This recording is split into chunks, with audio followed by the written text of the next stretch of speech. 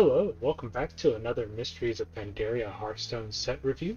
Today we're going to be looking at Hunter. Hunters have found themselves landing in the Valley of the Four Winds. There they've located the Storm Stout Brewery. They've met some peculiar pals with the Hozen people. So raise your mug with the latest brew, kick back and learn the wisdom of the Brewmaster. But before I begin, I should mention that the keyword for this expansion is channel.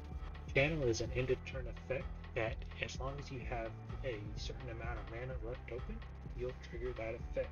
But I'll stop jabbering before the hose and get to Grook and duking things up. So up first we have Jiggity. Jiggity is a 3 mana 4/2 beast with charge, just like Cover. Replacing Leok for the Hose and Companions is going to be Screekin. Screekin's a 3 mana 2/4 with your other minions have +1 attack. And then last is Quirk, a 3 mana 4/4 with Taunt who's coming in to replace Misha. And now on to the first actual card, Yulon. Yulon the Great Serpent is a 4 mana 3/4 dragon with Battle Cry. Discover a card. If your opponent guesses incorrectly, repeat this next turn.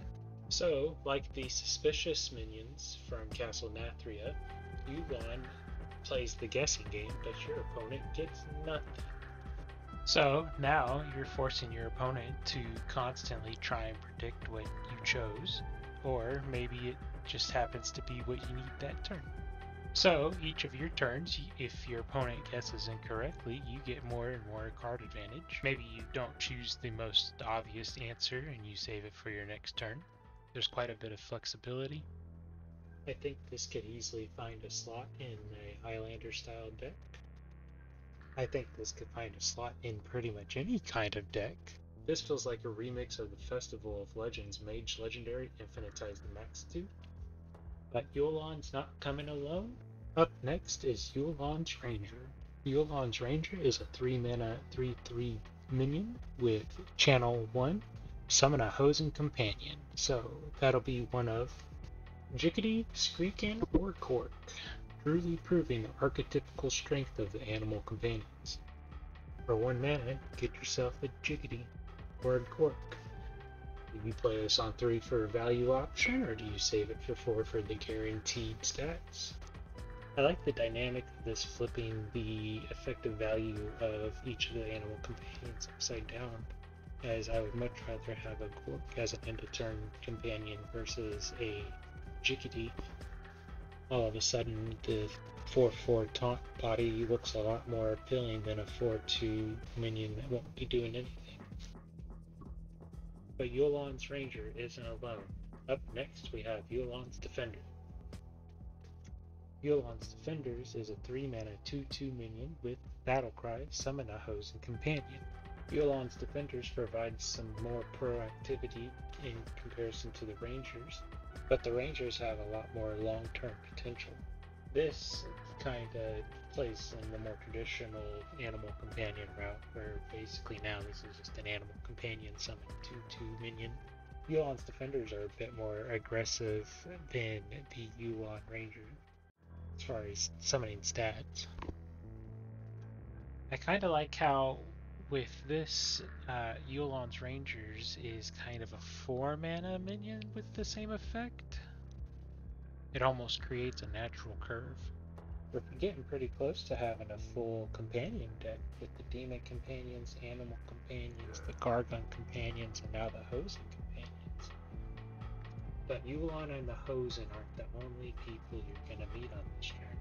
Up next, we have the Brewmaster, and man does he have a plan with this spell. Brewmaster's Plan is a 5 mana spell with summon all 3 Hozen Companions, 2 go dormant and awaken as another falls.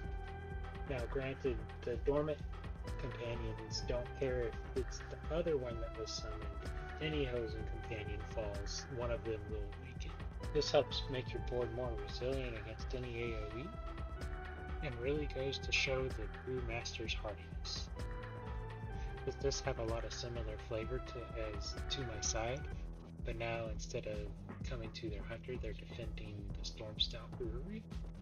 I think how these awaken could be the most important part of how this card works. I can see this being a pretty impactful card if the minions wake up in the right order. But this could also turn into 5 mana summon Quark. In this set, hunters also learn how to attack and defend. Attack and Defend is a 3 mana spell with give all minions you summon this turn and next rush and taunt. This does remind me a bit of the Time Warden effect from Paladin and the March of the Lich King expansion. However, Time Warden only gave a taunt and divine shield to dragons. This gives taunt and rush to all minions. And I think for this card, the question really is, does that matter? Is rush going to be enough? And honestly, I think you can make this work in Hunter. They like rush, they have poisonous, they have options. I think the power for this one is yet to be determined. Up next we have the other legendary card for Hunter. You know him, you love him, it's the Monkey King! And you know he's got a powerful effect. He's a 5 mana 4/7 legendary beast with your other minions can't be reduced below 1 health and have taunt. The king won't hide. And what that means is that the Monkey King won't hide. He can't stealth. He's standing out front, taunting and yelling at you, making your opponent mad. Meanwhile, he's tactically standing behind his taunt minions. Not that far forward. He is the wise and powerful Monkey King after all. Overall, that does make his effect pretty powerful though. If you have any other minions, they're not going to die. Your opponent's going to have some sort of reach or some sort of special removal for him. And off the top, most classes have something that can touch him. It would be tough to tackle with minions, but any spell would effectively take him out. Would be a shutdown to any sort of aggro. But real quick, let's disengage into our next card, Disengage. Disengage is a 2 mana secret that reads, when your opponent attacks a minion, swap it with the attacking minion. Now, let me ask you this. How many times do you trade a minion with no intent of clearing the minion that you're attacking? Either you're going to trade 2 bodies into it, or you're going to trade 1. And most of the time, you're going to trade 1 if you can, right? So, this changes it up a little bit, where now all of a sudden you've got a Silverback Patriarch, and you're throwing a 5/5 minion at it. That 5/5 swaps with the 1/4. They still do damage to each other, but you've got a 5/4 all of a sudden, and they've got nothing. And they still have the ability to play around it if they want to throw out a 1/1 rush minion. Now all of a sudden they've got your 1/3 Silverback Patriarch, and you've got nothing. This feels like a secret that should have been made all along. But up next we have Brewer's Delivery Mule. Brewer's Delivery Mule is a 3 mana 2/3 beast with tradable and taunt. When you draw this, summon a copy. I very much like the idea that you're trading this away or sending it off to do another delivery, and then when you draw it, it shows up on your board ready to go again. 1 mana, trade it away, and all of a sudden you need 2 chomp bodies, summon your Brewer's Delivery Mule, and you have an extra body. Figure out a way to give this guy a buff in your deck, and all of a sudden every time you draw him, he's coming out even bigger. This guy is truly doing all the hard work over at the brewery. The Hozen and the brewmaster sit back, drink and party, and have a great time. This boy is out here working hard.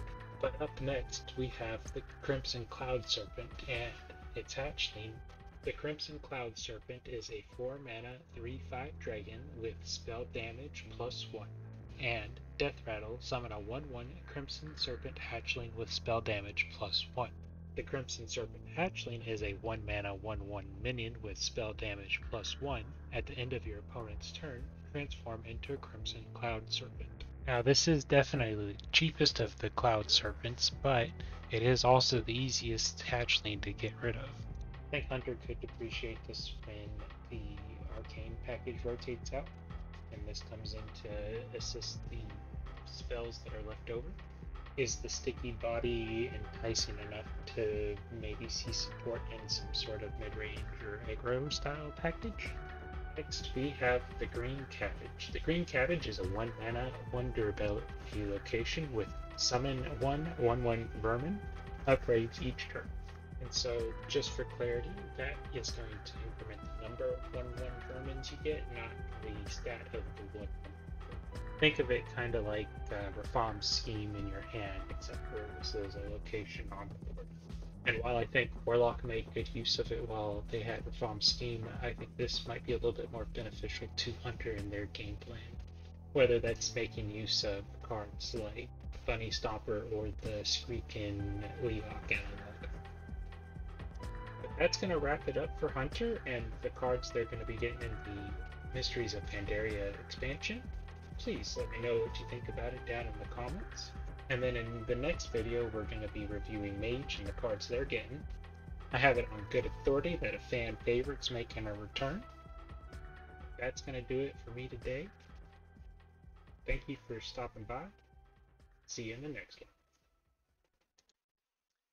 And if you got any feedback, let me know down in the comments. I'm looking forward to it.